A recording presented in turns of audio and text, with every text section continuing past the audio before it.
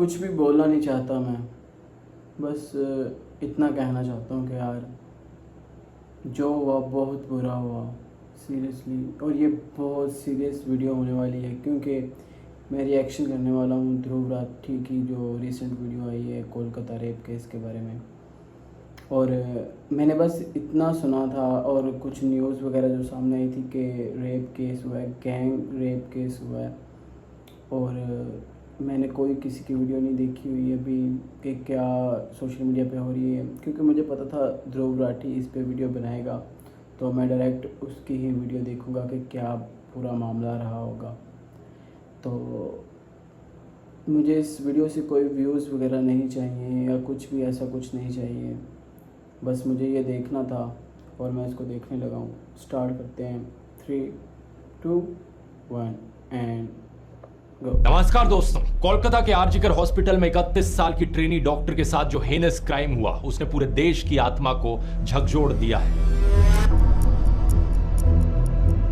Waste Bengal सहित देश के कई इलाकों में प्रोटेस्ट देखने को मिले। डॉक्टर्स ने स्ट्राइक की, प्रोटेस्टर्स के ऊपर कई गुंडे बदमाशों ने हमला किया और अस्पताल में तोड़फोड़ देखने को मिली। पुलिस ने अभी तक 25 लोगों को गिरफ्तार किया है। सबसे ज्यादा सवाल यहां पर उठ रहे हैं ममता बनर्जी के खिलाफ, जो कि सिर्फ वेस्ट बंगाल की चीफ मिनिस्टर ही नहीं बल्कि वेस्ट बंगाल की होम मिनिस्टर और हेल्थ मिनिस्टर भी हैं। एक अजीब बात यह देखने को मिली कि इन्होंने एक प्रोटेस्ट रैली भी निकाली इस इंसिडेंट के बाद, लेकिन सवाल ये कि किसके खिलाफ कोई समझ नहीं पाया। इस घटना का मुख्य आरोपी है संजय रॉय, जो कि वेस्ट बंगाल पुलिस में एक सिविक वॉलंटियर था। पास्ट में इसकी 3 शादी टूट चुकी थी डोमेस्टिक वायलेंस के चलते। पहला सवाल यह कि किस तरीके के आदमी को रिक्रूट किया गया यहां पर सिविक वॉलंटियर बनने के लिए। इसकी डोमेस्टिक वायलेंस की हिस्ट्री को देखकर इसके खिलाफ तो पहले ही पुलिस एक्शन लिया जाना चाहिए था। सीसीटीवी फुटेज, इसके ब्लूटूथ डिवाइस और डीएनए सैंपल्स के आधार पर पुलिस ने इसे गिरफ्तार किया। इसने अपना गुनाह कबूल भी कर लिया है। लेकिन दूसरा सवाल ये, हॉस्पिटल में इसके पास सभी डिपार्टमेंट्स का एक्सेस कैसे था? घटना के कुछ दिन बाद इस केस को सीबीआई को ट्रांसफर करने की डिमांड उठी। सीएम ममता बनर्जी ने इसे भी श्रग ऑफ करने की कोशिश करी, ये कहते हुए कि मुझे तो इससे कोई समस्या नहीं है। अगर अगले कुछ दिनों में पुलिस कुछ नहीं कर पाई तो वो खुद ही इस केस को सीबीआई को ट्रांसफर करने वाली है। कोलकाता हाईकोर्ट ने पुलिस की विश्वसनीयता की कमी जैसे कारणों का हवाला देते हुए मामले को सीबीआई को सौंपने का आदेश दिया। साथ ही साथ हाईकोर्ट ने यह भी याद दिलाया कि किसी केस के सीबीआई को सौंप दिए जाने की डिमांड दिखाती है कि स्टेट पुलिस में लोगों का भरोसा नहीं रहा है और ये होम मिनिस्टर और चीफ मिनिस्टर ममता बनर्जी का एक फेलियर है। यहां आता है हमारा तीसरा सवाल, आखिर किस तरह संदीप घोष जैसा आदमी आरजीकर मेडिकल कॉलेज का प्रिंसिपल बना हुआ था? इस पर आरोप है कि यह बहुत ही करप्ट इंसान रहा है। अलेजिडली इसने माफिया की तरह इस मेडिकल कॉलेज को चलाया, लेकिन बार बार इसका ट्रांसफर रुक जाता था। अंदेशा है कि इनके टीएमसी के करीबी होने की वजह से था। इस केस में भी इन पर संगीन आरोप लगे कि कैसे इन्होंने मामले को दबाने की कोशिश करी, इसे एक आत्महत्या दिखाने की कोशिश करी। विक्टिम के पेरेंट्स को कई घंटों तक विक्टिम की बॉडी नहीं दिखाई गई। एफआईआर लिखने में भी देरी हुई और इन्हें जब वहां से हटाया गया उसके बाद भी इन्हें कैलकाटा नेशनल कॉलेज का प्रिंसिपल बना दिया गया। मतलब जो आदमी किसी एक जगह पर होने के लायक नहीं है तो उसे दूसरी जगह ट्रांसफर करने का क्या सेंस बनता है? कैलकाटा हाईकोर्ट ने इसी नॉनसेंस को पॉइंट आउट करते हुए संदीप घोष को एक्सटेंडेड लीव ऑफ एब्सेंस पर भेज दिया। संदीप पर लगे हुए करप्शन चार्जेस की जांच करने के लिए वेस्ट बंगाल सरकार ने एक एसआईटी बनाई है जिसे 1 महीने में अपनी रिपोर्ट सबमिट करने को कहा गया है। सीबीआई इस पर्टिकुलर केस में उन्हें अब तक 4 बार इंटरोगेट कर चुकी है। देश भर में जब लोगों ने इस केस पर आवाज उठाई तो वर्क प्लेसेस में औरतों की सेफ्टी के लिए वेस्ट बंगाल सरकार ने कुछ इनिशिएटिव्स अनाउंस किए। सुप्रीम कोर्ट ने मामले की सुओ मोटो कॉग्निसेंस ली, कुछ स्ट्रॉन्ग स्टेटमेंट्स दी, जैसे कि संविधान में दी गई इक्वालिटी क्या ही है अगर औरतें अपने वर्क प्लेस में भी सेफ ना हो और उन्हें बेसिक इक्वालिटी डिनाई की जाए। ग्राउंड लेवल चेंजेस आने के लिए देश अब एक और रेप होने का इंतजार नहीं कर सकता। कुछ दिन पहले दोस्तों मैंने इस केस के ऊपर एक पोस्ट लिखी थी और आपसे कहा था उम्मीद है आप लोगों का इंटरेस्ट लूज ना हो जाए इस इशू में। जब तक मेरा ये वीडियो रिलीज होगा शायद आउटरीच खत्म हो चुकी होगी, शायद प्रोटेस्ट रुक चुके होंगे, लेकिन क्या देश में हो रहे हर रोज के करीब 80 रेप केसेस रुक गए होंगे? बिल्कुल भी नहीं। कोलकाता की खबर के बाद आई उत्तराखंड से ये खबर, एक नर्स के साथ भी ऐसा ही हादसा हुआ। इस केस में बस ड्राइवर और बस कंडक्टर शामिल थे। बेंगलुरु में 21 साल की कॉलेज स्टूडेंट पार्टी से घर जा रही थी और उसके साथ भी ये देखने को मिला। महाराष्ट्र के बदलापुर इलाके में एक स्कूल के क्लीनिंग स्टाफ द्वारा 3 और 4 साल की 2 छोटी लड़कियों का सेक्सुअल अब्यूज किए जाने की खबर आई। सैकड़ों एजिटेटेड पेरेंट्स ने रेलवे स्टेशन पर ब्लॉकेड किया।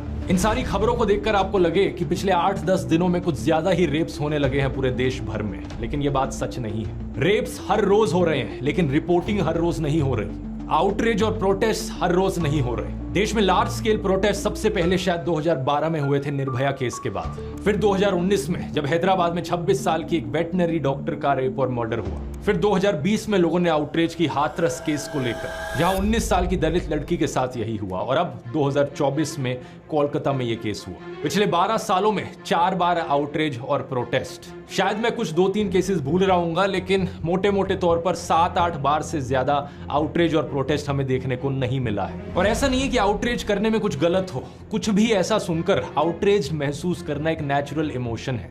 प्रोटेस्ट करना भी हमारे जिंदा होने की निशानी है, लेकिन हालातों में कुछ तो सुधार होना चाहिए। 2012 से लेकर हम अब तक देखें तो हो इसका उल्टा ही रहा। 2012 के आसपास एक साल में 25,000 ऐसे केस रिपोर्ट होते थे, जबकि एनसीआरबी के लेटेस्ट फिगर्स के अनुसार 2022 में 31,000 ऐसे केस रिपोर्ट हुए, यानी कि हर दिन के 85 रेप केसेस। अगर हम बढ़ती हुई पॉपुलेशन के साथ साथ प्रपोर्शन भी देखें तो उसमें भी हमें उछाल देखने को मिलता है। तब से लेकर अब तक देश की पॉपुलेशन बढ़ी है करीब 1.14 टाइम्स, लेकिन रेप केसेस बढ़े हैं करीबन 1.25 टाइम्स। इसका मतलब साफ है, सिचुएशन बदतर होती जा रही है। जो रेप के रूट कॉजेज हैं वो ना केवल बने हुए हैं बल्कि बढ़ते जा रहे हैं। इस वजह से मुझे एब्सर्डिटी महसूस होती है। एक हफ्ते प्रोटेस्ट हो ये ठीक है, लेकिन साल के बाकी दिनों ऐसा बिहेव करना जैसे कि सब चंगा सी, ये एब्सर्ड है। क्या होना चाहिए सिचुएशन में सुधार के लिए? क्या आप लोग इस अनकंफर्टेबल डिस्कशन के लिए तैयार हैं? ये डिस्कशन इसलिए अनकंफर्टेबल होगा क्योंकि शायद आप देखेंगे कि आप में से बहुत से लोग किसी ना किसी तरह इनडायरेक्टली इस प्रॉब्लम का हिस्सा है। क्या आप इसे एक्नॉलेज करेंगे?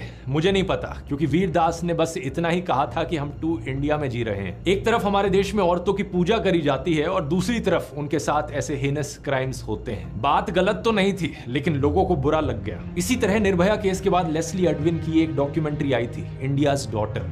ये इतनी पावरफुल और थॉट प्रोवोकिंग डॉक्यूमेंट्री थी कि देश के हर एक स्कूल में इसे 10th क्लास के बच्चों को दिखाया जाना चाहिए था। लेकिन हमारे देश में लोग अनकंफर्टेबल हुए और इस डॉक्यूमेंट्री पर बैन लगा दिया गया। कहा गया कि इससे इंडिया की इंटरनेशनल इमेज खराब हो रही है। आज की डिस्कशन के बाद भी आपको इसी तरीके से अनकंफर्टेबल लग सकता है, लेकिन अगर आप जेन्युइनली कंसर्न्ड हो इस मुद्दे को लेकर तो वीडियो को आखिर तक देखना और जो स्टेप्स हम डिस्कस करेंगे सॉल्यूशन के लिए, उस सॉल्यूशन का हिस्सा भी बनना।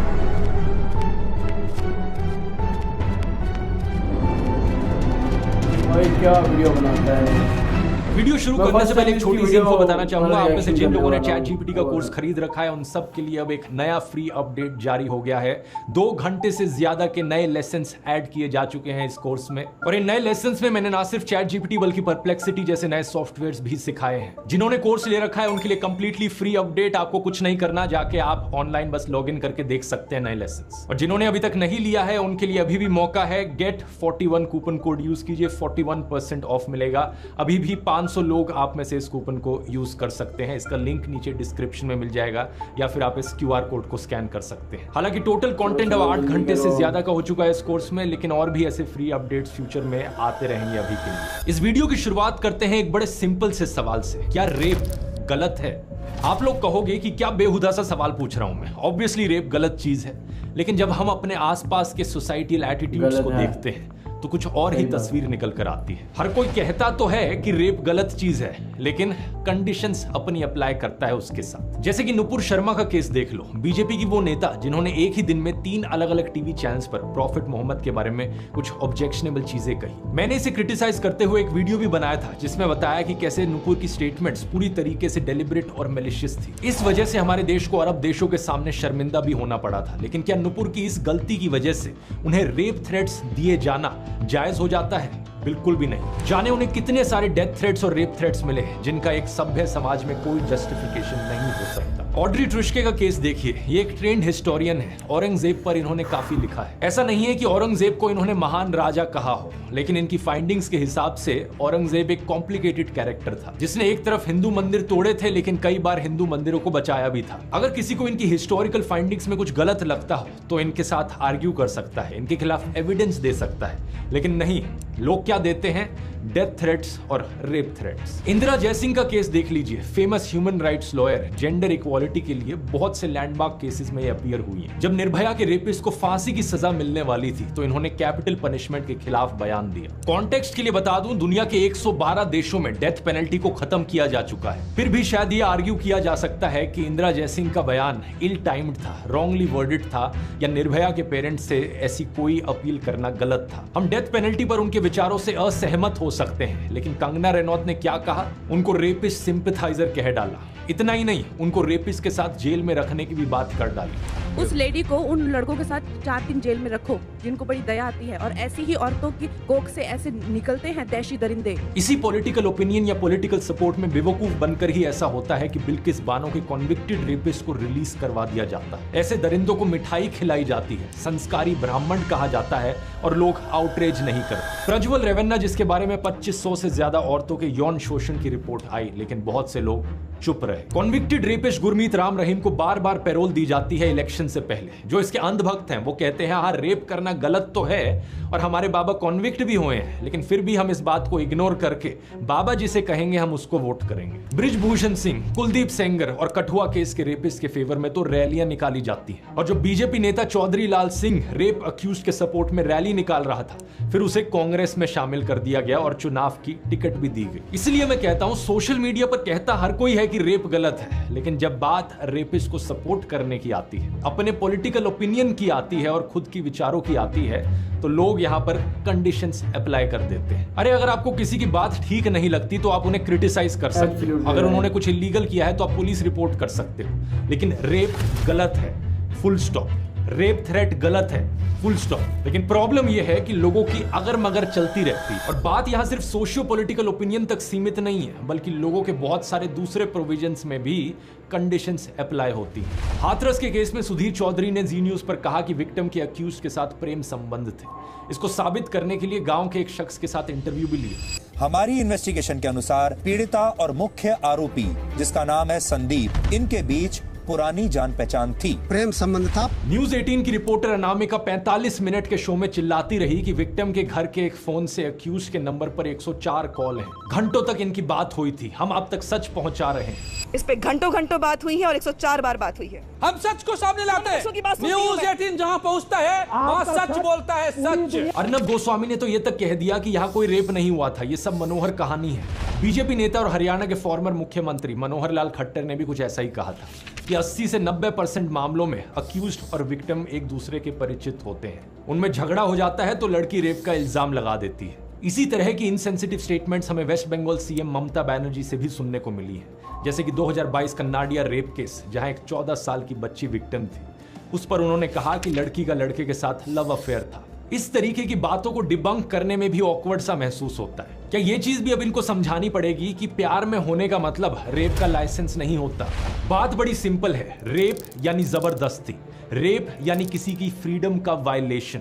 कोई कितना भी एक दूसरे के साथ प्यार में क्यों ना हो, दोनों पार्टनर्स का कंसेंट यहाँ पर जरूरी होता है। कंसेंट मतलब सहमति, लड़की की सहमति होनी जरूरी है। और दूसरी बात ये कि ये कंसेंट रिवर्सेबल होता है, यानी कि लड़का या लड़की जब चाहे अपना कंसेंट वापस ले सकते हैं। अपना कंसेंट विड्रॉ करने का हर किसी को अधिकार है हर समय। तीसरी चीज, जिस केस की ममता बनर्जी ने बात की, वो तो विक्टिम एक माइनर थी, और माइनर के केसेस में तो कंसेंट को कंसेंट भी नहीं माना जाता। पहले ये उम्र 16 साल होती थी, लेकिन 2012 के पॉक्सो एक्ट के अंतर्गत इस उम्र को 18 साल कर दिया गया। अब पहला हो गया यहाँ पर लोगों का सोशियो पॉलिटिकल ओपिनियन, दूसरा हो गया लव अफेयर, किसी के साथ प्यार में होना, तीसरी इफ एंड बट कंडीशन आती है लोगों की कि लड़की इतनी रात को बाहर क्या कर रही थी। गोवा के 2 माइनर्स के साथ रेप हुआ तो बीजेपी नेता और गोवा के चीफ मिनिस्टर प्रमोद सावंत ने कहा कि लड़की रात को बाहर क्यों थी। झारखंड में एक आदिवासी लड़की के साथ रेप और मर्डर हुआ तो झारखंड मुक्ति मोर्चा के एक एमएलए ने भी ऐसा ही कहा। विक्टिम्स के मां बाप पर दोष डालते हुए कहा कि वो अपनी बेटियों को शाम के बाद घर से बाहर क्यों निकलने देते। दिलचस्प बात पता है क्या है? निर्भया के एक रेपिस्ट मुकेश सिंह की भी ऐसी ही सोच थी। उसने कहा था कि अगर लड़की रात को घर से बाहर निकलती है, गलत कपड़े पहनती है, तो रेप के लिए वो जिम्मेदार है। हर कोई शरीफ लड़की होती है, रात को 9 बजे मतलब नहीं घूमती है। लड़के भी उतने उससे ज्यादा जिम्मेदार है रेप के लिए, ये लड़के हैं उससे ज्यादा। एक बार फिर से ये बहानेबाजी बिल्कुल नॉनसेंस है। लड़कियों के रात में बाहर होने से रेप नहीं होते, रेपिस्ट के रात में बाहर होने से रेप होते हैं। अगर किसी को लगता है कि उनके लड़के ऐसे पोटेंशियल रेपिस्ट हैं, तो वो अपने लड़कों को रात में घर के अंदर बंद करके रखें। दूसरी बात कि साल दर साल एनसीआरबी की रिपोर्ट में देखा गया है कि 90% से ज्यादा केसेस में अक्यूज्ड विक्टिम की जान पहचान का होता है। 2015 की रिपोर्ट में 95% अक्यूज्ड परिचित थे, 2017 में 93% और 2021 में 96.8%। इसमें पड़ोस के लोग, दोस्त, कोवर्कर्स, इमीडिएट फैमिली मेंबर्स और रिलेटिव्स शामिल होते हैं। नवंबर 2020 में दिल्ली पुलिस ने एक पार्लियामेंट्री पैनल को एक रिपोर्ट सौंपी और उसमें भी कुछ सिमिलर ही देखा गया। दिल्ली में हुए केसेस में भी 98% केसेस ऐसे थे जहां अक्यूज्ड जान पहचान का आदमी था। 57% केसेस में फैमिली मेंबर, रिलेटिव या फैमिली फ्रेंड ही था। यह चीज दूसरे देशों में भी देखने को मिलती है। अमेरिका में भी पाया गया है कि 80% केसेस में अक्यूज्ड कोई जान पहचान का ही होता है। तो ज्यादातर केसेस में जब जान पहचान के लोग ही ये काम कर रहे हैं तो रात को घर से बाहर निकलने वाली बात आ ही कैसे जाती है। चौथी कंडीशन आती है लूज कैरेक्टर की। कहा जाता है कि सेक्सुअल हैरेसमेंट गलत तो है, लेकिन ये लड़की का लूज कैरेक्टर था। कर पीना, किसी के साथ भी चले जाना, ये ऐसी लड़कियां करती हैं, अच्छे घराने की लड़कियां नहीं। ऐसी लड़कियों के साथ ना ऐसा ही होता है। आराम से साथ चल दे और बैठ के पिए, कोई भी लड़का समझेगा ना कि ये लड़कियां तैयार हैं, वरना क्यों आएंगी, क्यों पिएंगी। रेप के खिलाफ हो रहे प्रोटेस्ट में भी हमें अक्सर सुनने को मिलता है कि औरतें तो देवी का रूप होती हैं, वो किसी की बेटी, किसी की बहन, किसी की माँ होती हैं। लेकिन प्रॉब्लम ये भी है, लोग एक तरफ या तो औरतों को पूरा भगवान की तरह देखते हैं या फिर दूसरी तरफ उन्हें बिल्कुल ऑब्जेक्ट्स की तरह देखते हैं। अरे उन्हें इंसान की तरह भी तो देख लो। हर एक औरत एक इंसान होती है, आदमी की तरह। अब ये औरत चाहे एक लोकल स्टेज डांसर हो या फिर एक तवायफ ही क्यों ना हो, हर एक इंसान की तरह उन्हें भी संविधान ने आजादी का बराबर हक दिया है। लेकिन अक्षय कुमार की फिल्म में कैसे डायलॉग्स हमें सुनने को मिलते हैं, तवायफ की लुटती हुई इज्जत को बचाना और 30 मार खान को कैद करना दोनों बेकार है। तवायफ की लुटती इज्जत को बचाना और 30 मार खान को कैद करना दोनों बेकार है, दोनों बेकार है। शाबाश, कमाल का लाइन है। कुछ रेपिस्ट मेंटालिटी के लोगों की ऐसी सोच होती है कि अगर लड़की स्टेज पर डांस कर रही है तो उसके साथ छेड़छाड़ की जा सकती है। ऐसे लोग उस औरत को चरित्रहीन कहते हैं, लेकिन असलियत में इस विचारधारा के लोगों से ज्यादा चरित्रहीन कोई हो नहीं सकता। एक शानदार फिल्म आई थी इस पर एक बारी,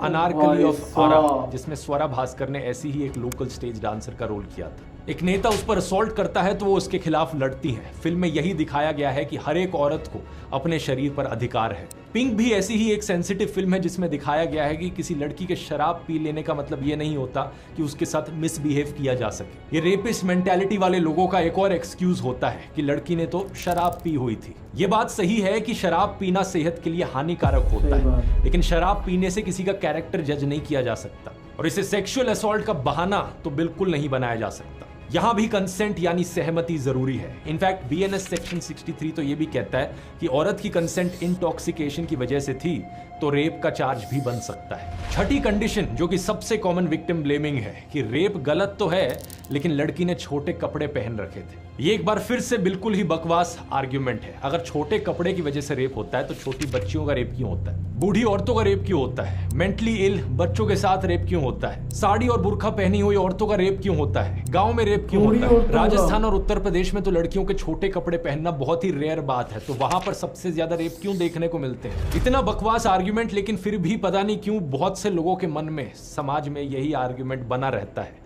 अटक गया है उनके मन में कि लड़की ने छोटे कपड़े पहने थे, यही कारण हो। All the ladies wear the shorted dress or naked direct. If you are the parents, please control the girls. Bombay high court में तक एक आदमी ने एक बार कहा था कि छोटे कपड़ों की वजह से रेप होता है। कोडी कोर्ट, सेशन कोर्ट्स में तो एक जज ने कह दिया था कि फोटो में कंप्लेन करने वाली ने भड़काऊ कपड़े पहने हुए थे, इसलिए अक्यूज्ड के खिलाफ प्राइमा फेसी सेक्सुअल हैरेसमेंट का सेक्शन नहीं लगेगा। बीजेपी नेता सीसी पाटिल ने भी ऐसा ही कुछ बयान दिया था, जो बाद में असेंबली में पौन देखते हुए पकड़े गए थे। बीजेपी एमएलए रेणुकाचार्य और राजकोट में बीजेपी मेयर रक्षा बोरिया भी ऐसे बयान दे चुके हैं। एक एनजीओ अक्षरा सेंटर ने 8 शहरों में सर्वे किया, करीबन 3000 आदमी और 3000 औरतों का सर्वे किया जो 15 से 29 साल की उम्र के बीच के थे। इनमें से 54.8% लड़कों ने कहा कि रिवीलिंग कपड़े पहनने की वजह से रेप या सेक्सुअल हैरेसमेंट होती है। और कमाल की बात तो देखिए, 39.2% फीमेल्स का भी यही मानना था, यानी औरतें खुद इस गलत सोच का शिकार हैं। इस सोच के पीछे जिम्मेदार है एक बड़ा पॉपुलर परसेप्शन, जो लोगों का मानना है कि रेप का कारण होता है सेक्सुअल अर्ज। कुछ दिन पहले ही एक फिल्म आई थी महाराजा। फिल्म अच्छी थी, लेकिन उसमें भी रेप का यही इनकरेक्ट रिप्रेजेंटेशन दिखा रखा था। बहुत सी पुरानी हिंदी फिल्मों में जहां रेप को एक शैलो प्लॉट डिवाइस की तरह इस्तेमाल किया जाता जाता है। जहां प्रेम चोपड़ा, शक्ति कपूर और रंजीत ने रेपिस्ट के किरदार निभाए हैं, वहां भी रेपिस्ट को इसी तरीके से पोर्ट्रे किया गया।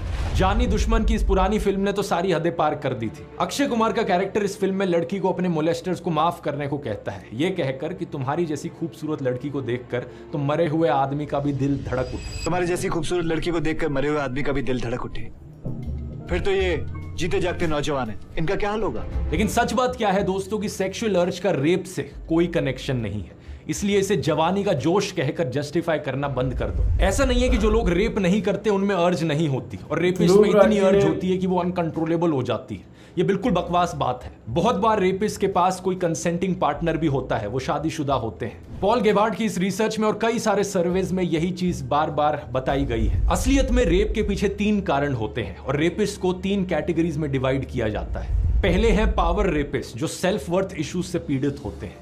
इस एक्ट के थ्रू वो एक पावर फील करना चाहते हैं। दूसरे एंगर रेपिस्ट, जिनमें गुस्सा होता है। ये लोग बहुत अब्यूजिव होते हैं और गालियां देते हैं, और विक्टिम अगर रेजिस्ट भी ना करे तब भी वायलेंट हो जाते हैं। इस कैटेगरी के रेपिस्ट अक्सर जान से भी मार देते हैं विक्टिम को। तीसरी टाइप है सैडिस्टिक रेपिस्ट। सैडिज्म का मतलब है दूसरों के फिजिकल और मेंटल वायलेंस में खुशी मिलना, खुद प्लेजर उठाना दूसरों को नीचे गिरता हुआ देखकर या उनके खिलाफ अत्याचार होते हुए देखकर। ऐसे रेपिस्ट अक्सर विक्टिम्स को लंबे समय तक टॉर्चर करते रहते हैं। लेकिन एक सवाल यहां पर यह उठेगा कि ये कंट्रोल करने की जो इविल डिजायर है, ये गुस्सा और या सैडिज्म जो है, ये आता कहां से है? कई बार डिस्कशंस में देखा जाता है कि अपना गुस्सा जाहिर करने के लिए लोग रेपिस्ट को मेंटली इल या दिमागी रूप से बीमार कह देते हैं। ऐसा कंपैरिजन करना गलत है, क्योंकि हम मेंटल इलनेस को स्टिग्मेटाइज कर रहे होते हैं। कुछ रेपिस्ट की मेंटल इलनेस की हिस्ट्री जरूर हो सकती है, लेकिन ऐसा नहीं है कि सभी रेपिस्ट मेंटली इल होते हैं। ये लोग सिंपली दरिंदे होते हैं। इन्हें आप शैतान, हैवान, ईवल कुछ भी कह सकते हो।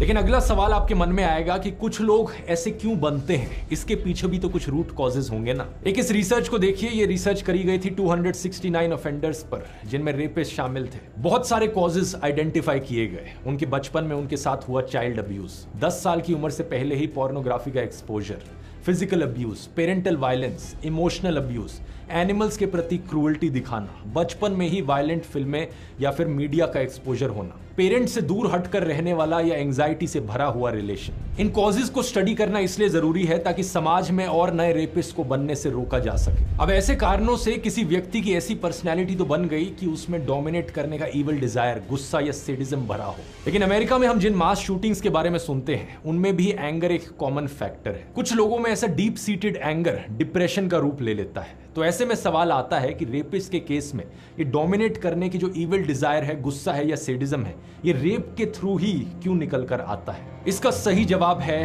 Rape culture. दुनिया भर में इस शब्द का इस्तेमाल होता है उस मास मीडिया, उन सोसाइटियल एटीट्यूड्स और ट्रेडिशंस को डिनोट करने के लिए जो रेप को ट्रिवियलाइज या नॉर्मलाइज करते हैं। जैसे कि कमबख्त इश्क फिल्म में करीना कपूर कहती हैं कि तुम क्या मेरा मुंह बंद कराओगे, तो अक्षय कुमार का किरदार उन्हें जबरदस्ती किस कर लेता है। ये सब कॉमेडी के नाम पर होता है। ऐसी ही so called comedy Kabir Singh film में भी देखी जाती है, जहां पर लीड कैरेक्टर एक लड़की को नाइफ पॉइंट पर रखकर मोलेस्ट करता है। लुइस सीके, जॉर्ज कार्लिन और नॉम मैकडोनल्ड जैसे कई सारे famous stand up comedians rape के बारे में ऐसे जोक्स करते हुए देखे गए हैं। और इंडियन स्टैंड अप कॉमेडी में भी गालियों की भरमार है। ना केवल मेल बल्कि फीमेल स्टैंड अप कॉमेडियंस भी ऐसी मां बहन की गालियां देती हैं जो सेक्सुअल वायलेंस को नॉर्मलाइज करती हैं। दोस्तों के साथ कैजुअल कॉन्वर्सेशंस में भी कई सारे लोग ऐसी गालियों का इस्तेमाल करते हैं जो कि आम बात बन गई है। कुछ लोग ये गुस्से में करते हैं तो कुछ लोग मजाक में करते हैं, लेकिन ये सब करने से रेप कल्चर नॉर्मलाइज होता है। इसी को ही कहते हैं रेप की नॉर्मलाइजेशन, जहां आपको रेप जोक्स पर हंसी आती है, रेप वीडियो देखने में या रेप थ्रेट्स देने में गिल्टी महसूस नहीं होता। साइकोलॉजिस्ट मधुमिता पांडे ने तिहाड़ जेल में बंद 122 कन्विक्टेड रेपिस्ट और साथ ही 65 कन्विक्टेड मर्डरर्स से बात की। उन्होंने एक साफ अंतर देखा मर्डरर्स और रेपिस्ट में। ज्यादातर मर्डरर्स को खून करने वालों को अपने किए हुए पर रिग्रेट था, अफसोस था। उन्हें यह भी एहसास था कि उनकी एक्शंस की वजह से कैसे दूसरों की जिंदगियां तबाह हो गई। लेकिन दूसरी तरफ ज्यादातर रेपिस्ट को अपने किए हुए पर कोई रिग्रेट नहीं था। इसलिए हमें समाज में ये देखने को मिलता है कि बहुत से रेप अक्यूज लोग रिपीट ऑफेंडर्स होते हैं, क्योंकि एक बार उन्होंने गलत किया तो उन्हें लगता ही नहीं कि उन्होंने कुछ गलत किया है। और सवाल यहाँ पर यह है कि उन्हें रिग्रेट क्यों नहीं होता। मधुमिता ने उन्हें 2 क्वेश्चनर्स दिए और सामने आया कि उनके औरतों के बारे में बहुत ही रिग्रेसिव व्यूज थे। और ये इकलौती ऐसी रिसर्च नहीं है, बहुत सारी पहले भी ऐसी रिसर्च करी पढ़ी गई हैं। सुजैन ब्राउन मिलर ने अपनी 1975 की किताब against our will men women and rape में यही बात बताई थी कि रेप एक इंटिमिडेशन का कॉन्शियस प्रोसेस है। सुजैन के अलावा रिचर्ड जॉनसन, डैनियला कुज़मैनो, रेबेका विंसेंट जैसे बहुत से रिसर्चर्स की यही फाइंडिंग्स रही हैं। इस सब के ऊपर बात आती है टॉक्सिक मैस्कुलिनिटी और पेट्रियार्कल कल्चर की, जहां औरत को एक आजाद इंसान के बजाय एक इंफीरियर सब ह्यूमन की तरह देखा जाता है। उसके ऊपर ना जाने कितनी रिस्ट्रिक्शंस लगाई जाती हैं कि ये मत पहनो, बाहर मत जाओ, ज्यादा खुलकर मत हंसो। एक औरत को अक्सर एक ऑब्जेक्ट की तरह भी देखा जाता है। रणबीर कपूर की एक cringe worthy ad, score more with X blast, वही मानसिकता दर्शाती है कि लड़कियां तो एक ऑब्जेक्ट है। करीना कपूर का ये गाना, तंदूरी मुर्गी हूं यार, गटका ले मुझे अल्कोहल से, आप पटा ले मुझे मिस्ड कॉल से।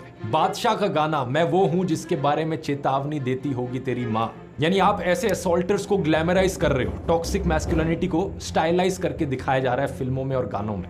वर्जिन बीवी चाहिए, खुद बैंकॉक के खिलाड़ी हैं। 6 लड़कियों के बीच में एक लड़का स्टड है और 6 लड़कों के बीच में एक लड़की स्लट है। और फिर ये सिंगर्स कहते हैं कि इनके घर पे तो फीमेल फैमिली मेंबर्स होते हैं, इनका म्यूजिक हमेशा एक रिस्पॉन्सिबिलिटी और रिस्पेक्ट की जगह से आता है। सिंगर हनी सिंह ने भी बहुत आउटरीच दिखाई इस कोलकाता केस को लेकर, लेकिन वो अपने गानों में क्या लिखते हैं? ब्राउन गर्ल्स से मेरा मन भरता नहीं, मैं शेर हूं घास चरता नहीं। जब तक औरतों की ऐसी ऑब्जेक्टिफिकेशन होगी, ये रेप कल्चर बना रहेगा, तब तक ये प्रॉब्लम सॉल्व नहीं हो सकती। और सॉल्यूशंस की बात करें तो यहाँ 3 तरीके की समस्याएं हैं। पहला, वो हालात जो किसी की व्यक्तित्व को डैमेज कर सकते हैं। दूसरा, वो सोसाइटल एटीट्यूड जिसकी वजह से ऐसे लोग अपनी डोमिनेट करने की अर्ज, अपना गुस्सा या सेडिज्म एक औरत पर निकालते हैं। और तीसरा, ये मटेरियल कंडीशंस जिनकी गड़बड़ी के चलते ऐसा हो पाता है। हमें इस प्रॉब्लम को समाज से खत्म करने के लिए इन तीनों फ्रंट्स पर काम करना होगा और हर किसी को इसमें भाग लेना होगा। पहला, जो रूट कॉजेज है उन्हें हटाया जाए ताकि ये ट्विस्टेड पर्सनैलिटी प्रिवेंट की जा सके। सरकार को यहाँ पर अलग अलग डिपार्टमेंट्स में वुमेन एम्पावरमेंट को स्पीड अप करना होगा। लोगों को एजुकेट किया जाए, एजुकेशन को नंबर 1 प्रायोरिटी बनाया जाए, लोगों के रोजगार की स्थिति में सुधार आए। स्कूलों में सेक्स एजुकेशन दी जानी चाहिए, बच्चों को गुड टच बैड टच के बारे में बताया जाना चाहिए। सभी सरकारों को कानूनी प्रक्रिया में सुधार करने की जरूरत है। दूसरा, सोसाइटल एटीट्यूड्स की बात करें तो ये काम सिर्फ सरकार का नहीं है बल्कि हम सब लोगों का है। पहली बात, हमें समाज से माँ बहन की गालियां खत्म करनी होंगी। आज से संकल्प लें दोस्तों कि इन गालियों का आप आज के बाद से कभी इस्तेमाल नहीं करोगे, ना डेली लाइफ में ना सोशल मीडिया पर। चाहे कोई भी इंसान से आप कितना ही क्यों ना डिसएग्री करते हो, आप किसी इंसान से कितनी ही नफरत क्यों ना करते हो, रेप थ्रेट्स नहीं दिए जाने चाहिए, रेप जोक्स पर हंसना नहीं चाहिए। और इसके बाद समाज में हमें जहां भी सेक्सिस्ट एटीट्यूड देखने को मिले, चाहे वो कोई ऐड हो, कोई फिल्म हो, कोई गाना हो, कोई यूट्यूब वीडियो हो, किसी का कमेंट हो, किसी का स्टैंड अप एक्ट हो, उसे कॉल आउट किया जाना चाहिए, उसके खिलाफ आवाज उठाई जानी चाहिए। लॉ एंड ऑर्डर को मजबूत बनाने के लिए हमें पुलिस में सारी वैकेंसीज फिल करने की जरूरत है।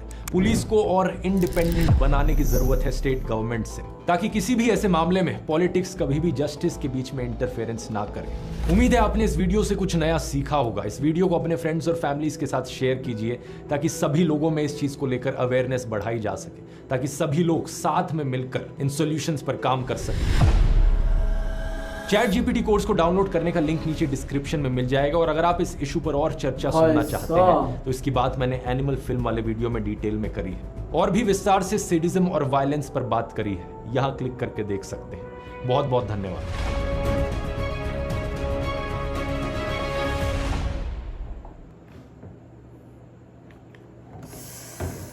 भाई साहब,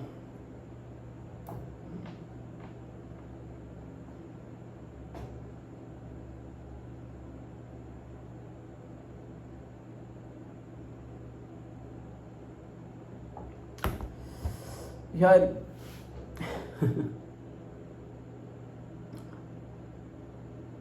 क्या बता दिया यार ध्रुव ने, कितने ही प्यारे अंदाज से समझा दिया सच में।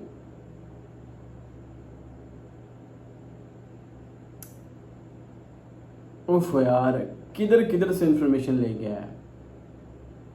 सबसे पहले ध्रुव राठी के लिए नीचे कमेंट कर दो, क्या ही इन्फॉर्मेशन वीडियो बनाई है। मैं फर्स्ट टाइम रिएक्शन कर रहा हूँ और मैं चाहूँगा कि मैं आगे भी इसकी वीडियोस पे रिएक्शन करूँ। तो जो ध्रुव राठी ने बात की है, स्पेशली जो गालियों के ऊपर, मैं खुद मतलब कि मैं अगर आपको अपनी बात बताऊँ, मैं 12th क्लास तक मतलब कि पहले जो पहले का जो समाज होता था वो इस तरह का होता था कि मैं 12 तक गाली को बहुत बड़ी चीज़ समझता था।